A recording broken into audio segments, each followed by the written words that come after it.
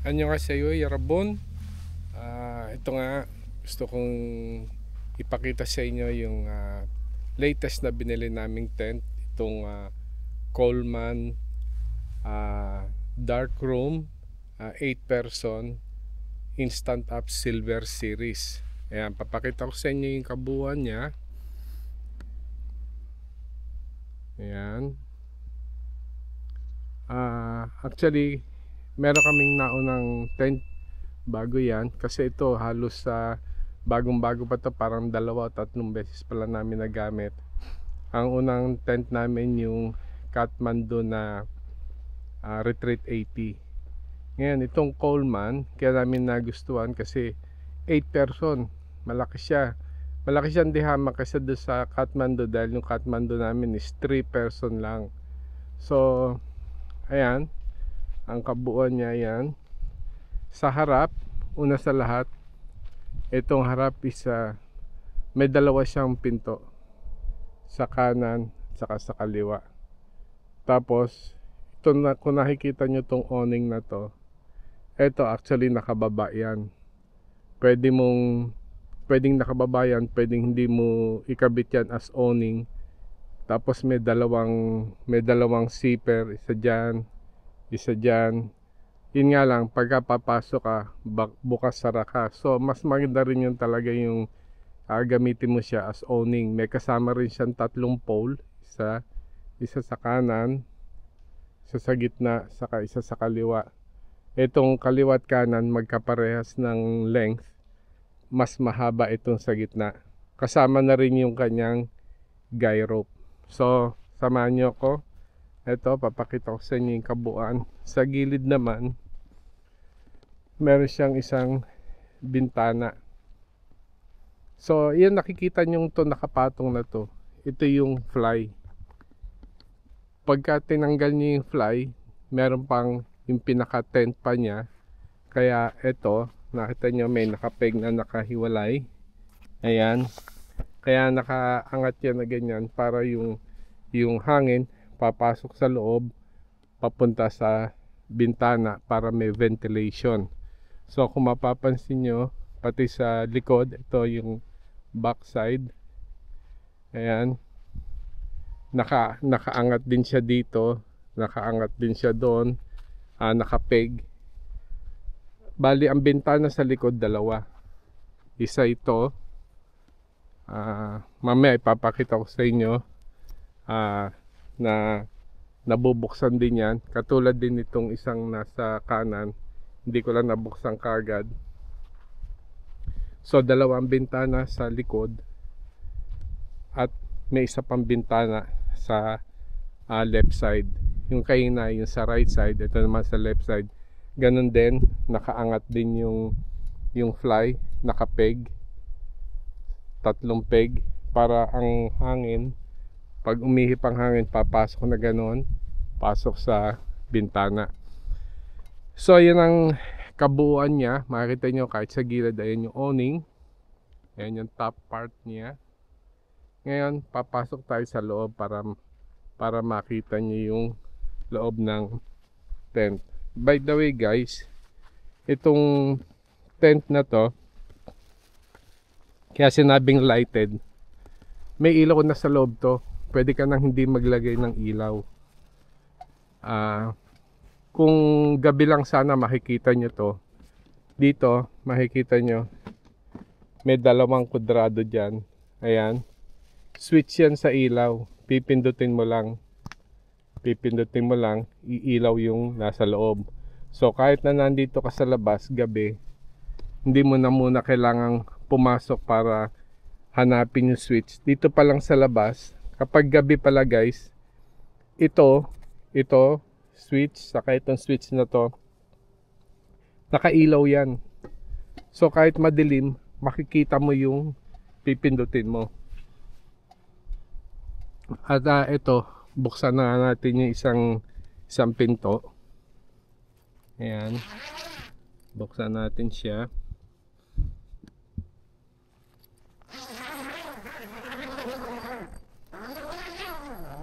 Ayan. Pag binuksan mo yan, ayan yan. So ito, pwede mo siyang i-roll. Yung pinto, pwede mo siyang i-roll na ganyan. At mailalak mo siya dito. Hindi ko lang magawa pa sa ngayon dahil isa lang hawak ko yung camera. Ito yung isang pinto. Ayan. So bali lumalabas ng dalawa pinto niyan, guys. Ayan. Ngayon, ganun din to. Pwede mo rin tong i-roll. Tapos pwede mo siyang i-clip dito. Para hindi siya bumubuka. Ngayon, bakit dalawa pinto niya? Yan. Kasi ganito yan, guys. Pag pumasok ka sa loob, so ito yung bintana sa kaliwa. Ito yung bintana sa likod, isa, dalawa. Ayun nga, nakasarado pa yung isa. Maganda na rin nakasara para makita nyo ano itsura pag nakasara. Pero nabubuksan yan. Ito yung zipper niya, nakabukas na dito sa loob. Ito yung nakaroll na. Kaya lang yung cover sa labas, nakasara pa rin. So ito naman yung isa sa kanan. Ngayon ito yung sinasabi ko sa inyo, guys, na anong dahilan bakit dalawang pinto. Kasi meron siyang divider sa gitna. Ayan. Pagka binaba mo to, pagka tinanggal mo yung pagkaka-lock nito, ayan, bumaba na yung kalahati. Tapos ito, i-release mo rin yung clip. Dali lang, guys, medyo nahihirapan ako dahil hawak ko yung camera bukod sa, ayan. So nakababa na. Ayan, kababa na siya. Ngayon, pwede mo siyang isara. Ayan, pwede mo siya isara. Pag sinara mo siya, lumalabas na ngayon na dalawang kwarto na yan. Isa sa kanan, which is ito, at isa sa kaliwa. Ayan. Ayan, sa kaliwa. Ngayon, ito naman yung sinasabi ko sa inyo, guys, na pwede nyong i-roll. Ganyan lang kasimple. Roll lang ganyan. Ayan. At meron niyang kamatch na clip dito para ma-clip mo. Ayan. So meron din dito isa para makita nyo mabuti. Ayan.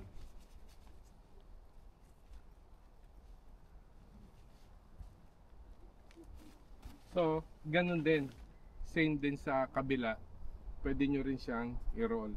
Ngayon ito yung sinasabi sa inyo, guys, na switch. Ito yung switch ng ilaw. Bali yung switch ng ilaw, isa sa labas, para kung galing kayo sa labas, madilim, hindi nyo na kailangan pumasok muna sa loob bago nyo mapailaw. At isa dito sa loob. Ayan, ito, atin nyo naman. Ngayon, ano yan, battery operated yan. Kaya may pouch dito. Ito yung lalagyan ng battery. 4 na D-size battery. Ayan.